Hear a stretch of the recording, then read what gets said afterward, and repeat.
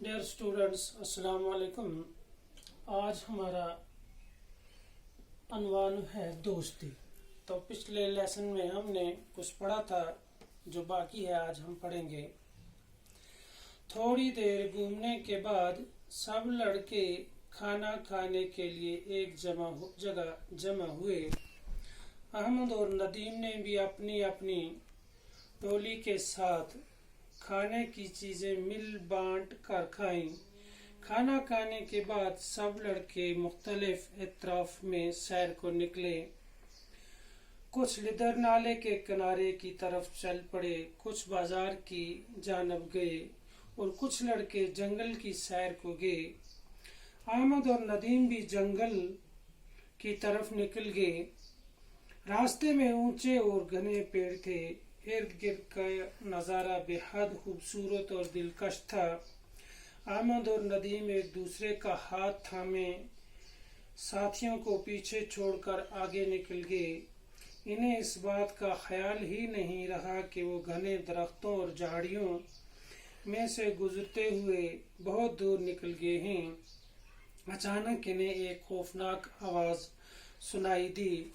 जंगल की खामोशी में आवाज ने दोनों को डरा दिया। इतने में अहमद को थोड़े ही फासले पर एक रीछ नजर आया।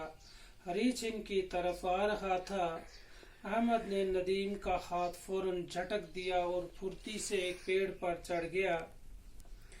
नदीम ने जब रीछ को अपनी तरफ आते देखा तो उसके मुंह से चीख निकल गई। उसने अहमद को पुकारते हुए कहा, अहमद, मुझे बचाओ, मुझे पेड़ पर चढ़ना नहीं आता। अहमद पेड़ पर से नदीम की बेबसी को खामोशी से देखता रहा।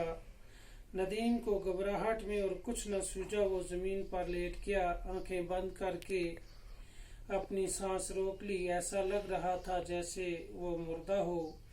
रीछ ने करीब आकर एक लम्हे के लिए उसे सूंघा और आगे बढ़ गया। थोड़ी देर के बाद नदीम ने आंख खोली। आंखों से देखा कि रीछ जा चुका है। उसकी जान में जान आई। वो कपड़े झाड़ते हुए उठ खड़ा हुआ और अहमद की तरफ देखने लगा। अहमद की बेवफाई से उसे बहुत दुख हुआ। इसे ये तवक्का ही नहीं थी कि अहमद मुसीबत की घड़ी में इसे अकेला छोड़ देगा। अहमद ने जब देखा रीछ जा चुका है तो वो पेड़ से नीचे उतर आया और नदीम से कहने लगा, शुक्र है कि बच गए, लेकिन ये बताओ कि रीछ तुम्हारे कान में क्या कह रहा था। नदीम मुस्कुरा कर बोला, रीछ मुझसे कह रहा था कि दोस्त वही है जो मुसीबत में काम आए। तो आज हम इसके कुछ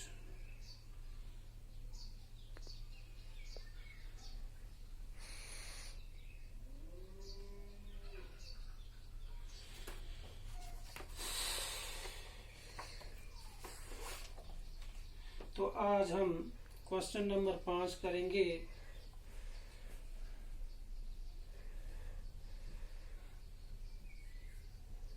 अपने दोस्त के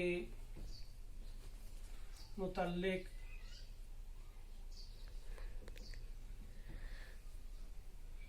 पांच जुमले लिखिए। 5 जुमले लिखिए।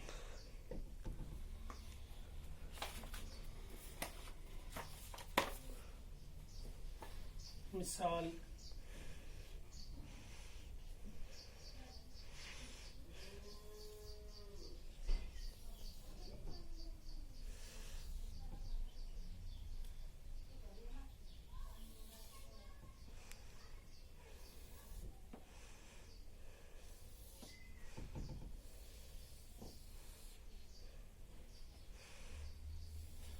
पहला जुमला हमारे पास है बे प्लस बेबसी। बेबसी ये होता है बेबसी। इसी तरह बे प्लस खुदी।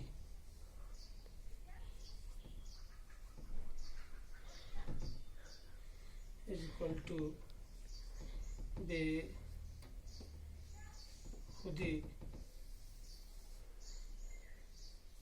बेहसी,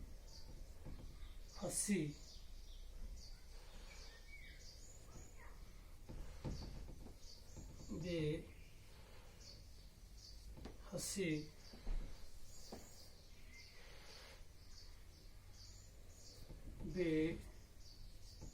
बेदर्दी,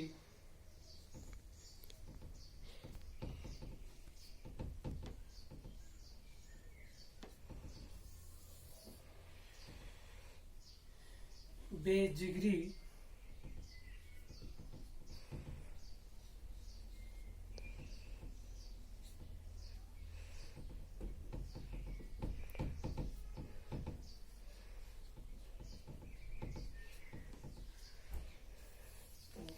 आखिर में बेकसी।